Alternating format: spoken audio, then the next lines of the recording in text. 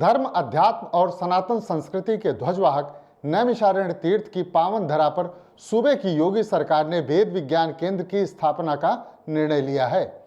High power committee की बैठक के दौरान नैमिषारण्य तीर्थ में संचालित विकास योजनाओं की गहन समीक्षा करते हुए मुख्यमंत्री योगी आदित्यनाथ ने एक बार फिर नैमिषारण्य के पौराणिक महत्व को रेखांकित किया और उसमें बढ़ोतरी के निर्देश दिए। आपको बताते चलें कि उत्तर प्रदेश की योगी सरकार अयोध्या, काशी, मथुरा और विंध्याचल की तर्ज पर नैमिषारण्य के सर्वांगीण विकास के लिए सतत प्रयत्नशील दिखाई दे रही है।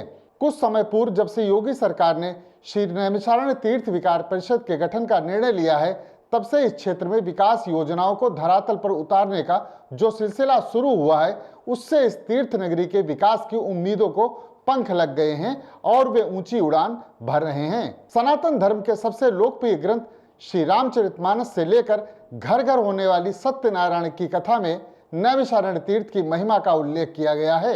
माना जाता है कि यहीं पर 88,000 ऋषियों ने अपनी निर्विघ्न तपस्या करके सनातन धर्म की कीर्ति पताका को फहराया था और असत्य पर सत्य का साम्राज्य स्थापित किया था। आज गंगा गोमती नदी के तट पर बसी इस तीर्थ नगरी नैमिषारण्य को सतयुग काल का तीर्थ माना जाता है।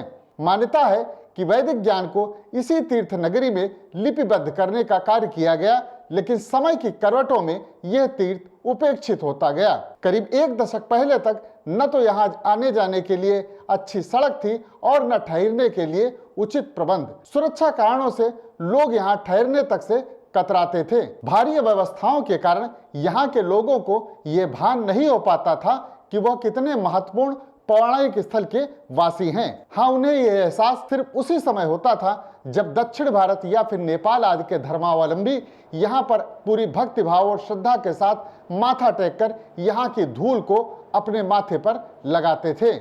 लेकिन समय बदला तो इस उपेक्षा के नजरिए में भी बड़ा बदलाव आया। जिम्मेदारों ने इस उपेक्षा को शिद्दत से समझा तो इसे सजाने संवारने की सुखद पहल शुरू हुई।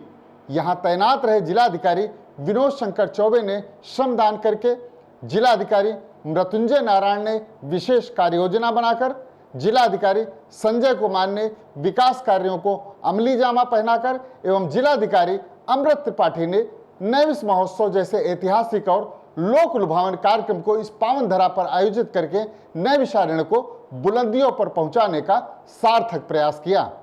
वर्तमान योगी सरकार इन सब से आगे बढ़कर अब इस नैमिषारण्य को एक ऐसे केंद्र के रूप में विकसित करने जा रही है जो न सिर्फ वेद विज्ञान और धर्म अध्यात्म की दृष्टि से परिपूर्ण हो, अपितु पर्यटन की दृष्टि से ही सभी सुविधाओं से लैस हो।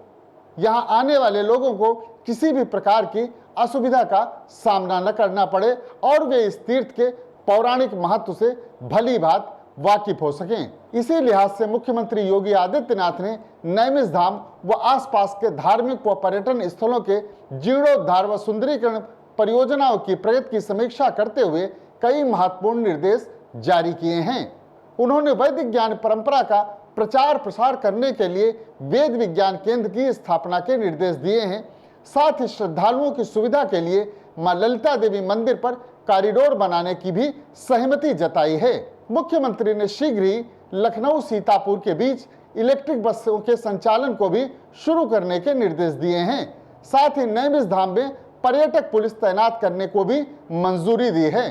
मुख्यमंत्री योगी आदित्यनाथ ने कहा कि नैमिषारण्य के समग्र विकास के लिए हमारी सरकार प्रतिबद्ध है। इस प्रकार देखा जाए तो उत्तर प्रदेश की योगी सरकार जिस तरीके से सतयुग काल के प्राचीन और श्रेष्ठ आरंभ काल से जुड़े नैमिषारण्य तीर्थ के विकास के लिए अनेकानेक विकास योजनाओं को लागू करने का कार्य कर रही है, उससे वह दिन दूर नहीं लग रहा जब इस नैमिषारण्य को उसका प्राचीन स्वरूप और वैभव उसे पुनः वापस मिल सकेगा, जिसका सनातन धर्म के प्रेमी वर्षों से इंतजार कर रहे हैं। नैमिषारण्य तीर्थ के लिए सरकार की जो योजनाएं संचालित हो रही हैं, उसको लेकर यह था हमारा विशेष कार्यक्रम। ऐसी ही खबरों को यूबी टीवी पर देखने के लिए हमारे चैनल को लाइक और सब्सक्राइब करें। धन्यवाद।